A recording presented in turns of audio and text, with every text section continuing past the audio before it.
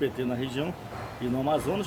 Alô, o livro é um fruto justamente de vários movimentos de esquerda. Mas aqui a gente está aqui no mercado, onde também é um começo de tudo. É uma história para outra história que vai ser contada agora nas nossas utopias. Como é que assim surgiu o livro? O livro surgiu nesse contexto sombrio, difícil da pandemia. Eu estava preso em casa e eu digo, bom, tinha um projeto já de um tempo e incentivado pelo grande amigo Ilson Nogueira, jornalista, e, enfim, professor, doutor. Disse, pô, escreve. Então passei a escrever movimentos, fatos que a esquerda tomou para si. Foi protagonista, essa que é a verdade. E aí eu resolvi fazer o livro vai contando a história, inclusive um pouco da minha saída de Parintins. Aí eu contextualizo nos anos 70 o que era a economia de Parintins, os movimentos em Parintins, que era uma cidade sem televisão, com precária energia, uma cidade boa de se viver, todo mundo amigos, mas com pouca perspectiva, não tinha universidade, imagina.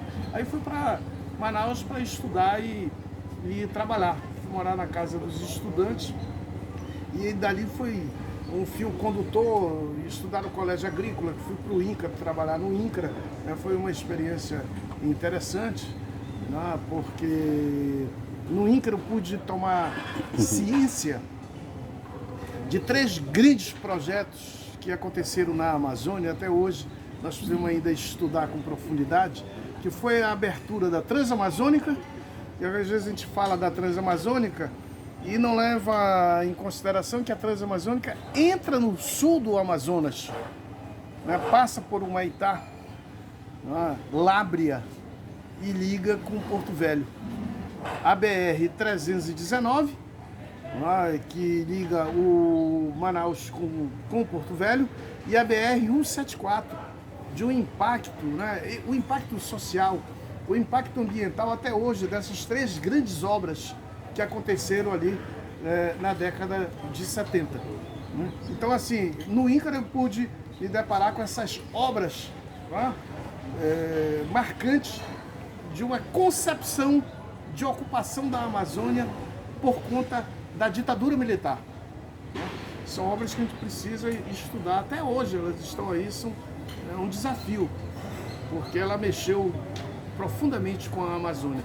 Os militares resolveram construir mais uma 4ª estrada de impacto na nossa região, que é a Perimetral Norte. Fez alguns trechos. Vários povos indígenas sucumbiram por conta dos vírus que nós brancos levamos para esses povos. O sarampo dizimou alguns povos ali na Perimetral Norte. O povo Vaimiri-Troari, que vivia entre o Amazonas e Roraima, padece até hoje. Ela foi reduzida a 300 membros do povo Vaimiri-Troari. Hoje já chega em próximo de 2.000 indígenas, mas eles sofreram muito. E a BR-174 ela foi construída, aberta no centro do território Vaimiri-Troari, causando um impacto violento para esse povo. Então, assim, aí eu conto essas histórias. A primeira greve do Distrito Industrial em 85, depois de ser vencido com o Ricardo Moraes, os pelegos no sindicato. Isso é muito importante, essa história, porque faz um corte no movimento sindical. E só ali que as mulheres do distrito vão ter direito, as mães vão ter direito à creche. É pós essa greve. Como não tinha também um salário básico, então foi uma greve que marcou, apresentou uma proposta no distrito e que ela dá uma nova organicidade no movimento sindical e para os trabalhadores para a juventude trabalhadora do Distrito Industrial. Então, eu estou contando isso no livro, falo das nossas utopias, né, e eu considero que até hoje está presente, nós não podemos viver sem utopias. O Brasil vive um momento muito difícil, muito complexo, com ameaça à sua democracia, que nós conquistamos ali no meados dos anos 80, faço parte dessa geração. Não? Eu falo no livro, claro que en passant, mas eu registro, não é, um filho de Parintins que desapareceu na luta contra a ditadura, que foi o Tomás Meirelles, entendeu? Filho dessa terra, né, de uma família conhecida aqui em Parintins. Então o livro passa contando essas histórias, né? Tem um show também da Mercedes Sosa, que estava de férias em Manaus, e um jornalista descobre a Mercedes Sosa e ela acabou parando no Teatro Amazonas e fez um show ali em 79, né? E nós assistimos um show dessa grande mulher, dessa grande artista que combatia a ditadura militar da Argentina. Por ser argentina, mas era uma defensora da democracia, das liberdades democráticas.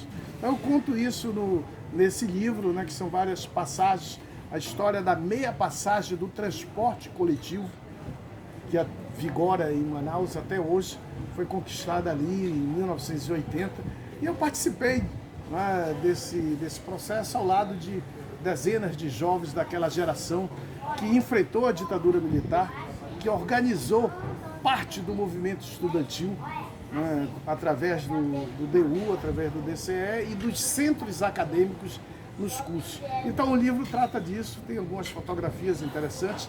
O Lula passa em 94 por Parintins, na Caravana das Águas, né?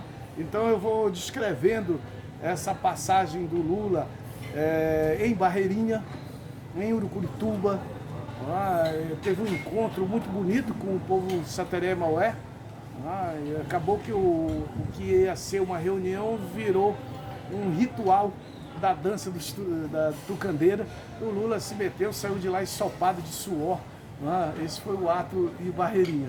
Quando vai ser o lançamento do livro, senador? Nós vamos fazer o lançamento deste livro 6 de maio, que é uma sexta-feira. Não poderia ser o outro local, senão a Praça São Sebastião.